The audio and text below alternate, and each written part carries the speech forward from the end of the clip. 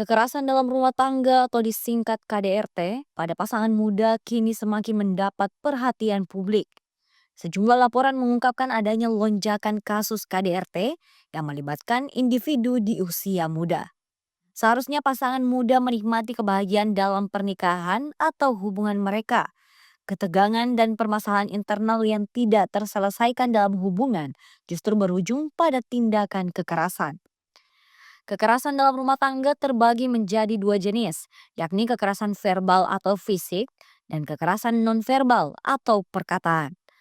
Menurut dosen sosiologi Universitas Hasanuddin, Muhammad Adnan Kasogi Esos MSI, faktor pemicu tingginya angka KDRT pada pasangan muda sangat beragam, mulai dari faktor ekonomi hingga faktor sosial media yang dijadikan standar dalam sebuah hubungan oleh pasangan muda. Jadi pemicu itu cukup beragam ya. Jadi kita melihat dari akarnya dulu tentang aspek fisiologisnya. Jadi aspek fisiologis ini lebih kepada kebutuhan ekonomi, kebutuhan primer, kebutuhan makan dan lain sebagainya. Karena ketersanggupan dengan memenuhi kebutuhan dasar tadi, maka bisa memicu hal tersebut. Ditambah lagi dengan gaya hidup yang tidak bisa diimbangi akan memperburuk situasi sendiri seperti itu. Nah, yang kedua, ada faktor yang cukup menarik ini, yaitu dengan adanya sebuah tren yang dibentuk oleh sosial media.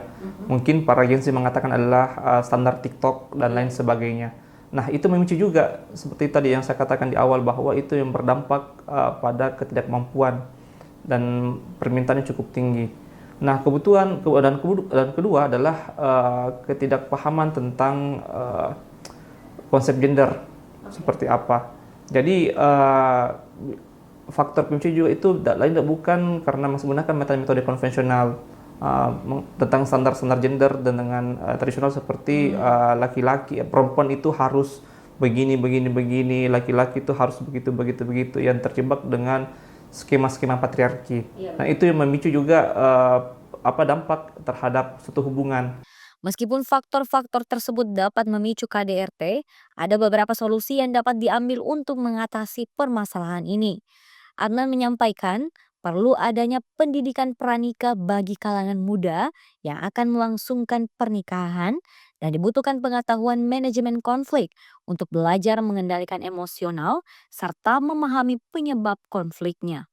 Jadi perlunya ada istilahnya pendidikan pranikah sebelumnya, baik itu didapatkan dalam model-model dari orang tuanya kah, dari lingkungannya kah, dari sosial medianya kah, seperti apa. Akhirnya ketika dia masuk pada tahapan menikah, dia memahami tentang batasan-batasan apa yang perlu dilakukan dan hal-hal yang tidak perlu dilakukan.